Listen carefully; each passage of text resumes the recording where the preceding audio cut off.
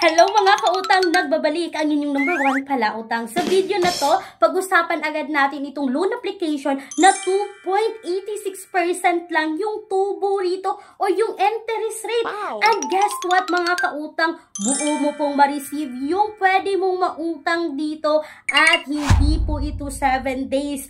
Yan yung pag-uusapan natin for today's video at alam ko na isa ito ngayon sa pwede kong ma-recommend sa inyo na utangan nyo this 2025. Pero bago yan mga kautang, gusto ko lang munang i-share sa inyo itong bank personal loan. Yes, legit po ito na nagpapautang ng pangmalakihan. Like minimum of 20,000, maximum of 2 million pesos. Yes, legit po ito na bangko. And please take note that all applications submitted is subject for bank approval.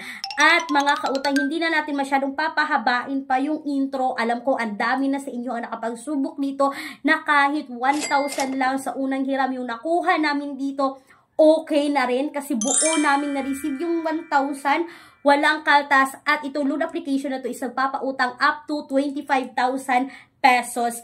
And hindi lang yan mga kautang, ito po ay under kay Palo Financing Incorporated. Yes, ito po ay nakaset registered, submitting and accessing entity sa CIC. And guess what mga kautang, ito po ay nasa listahan ng mga recorded online platforms dito sa Pilipinas. And it's all about Cashalo. Yes mga kautang, na-approve na naman ang isa sa kasamahan namin dito sa Peramax PH na si Ma'am Algie sa halagang 1,000 pesos.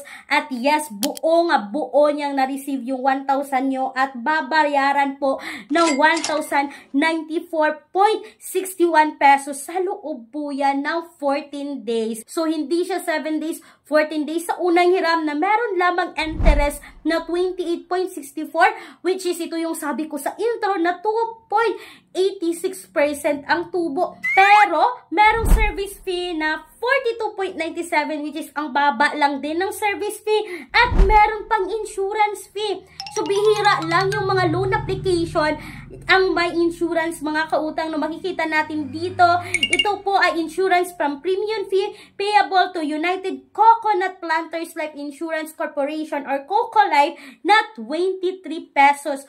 All and all mga kautang, yung interest, yung service fee, yung insurance is 94.61 pesos at ibabalik ng 1,094.61 pesos sa loob ng 14 days mga kautang. So, napakaganda at napaka-okay talagang utangan ni Cashalo this 2025. At alam ko mga kautang, no, hindi masyadong madali yung magpag-approve dito kasi ako nga, hanggang ngayon, hindi po ako na-approve. Hindi rin pa ako nakapag-relon, sorry.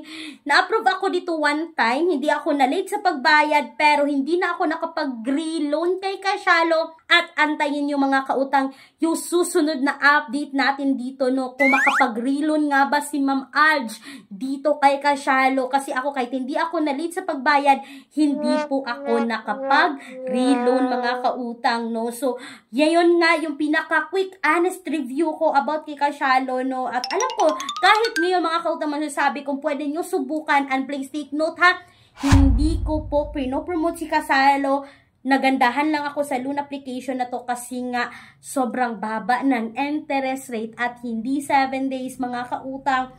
At eto na nga, kapag hindi kayo ma-approve kay Cashalo kagaya ko, may mga alternatives tayo na nasa description box or sa pinned comment section ng video na to ng mga apply direct website. Hindi kailangan mag-install, hindi kailangan i-download kasi apply direct website. At itong mga apply direct website mga kautang is hindi ito nanghihingi ng permission na ma-access yung phones natin, no.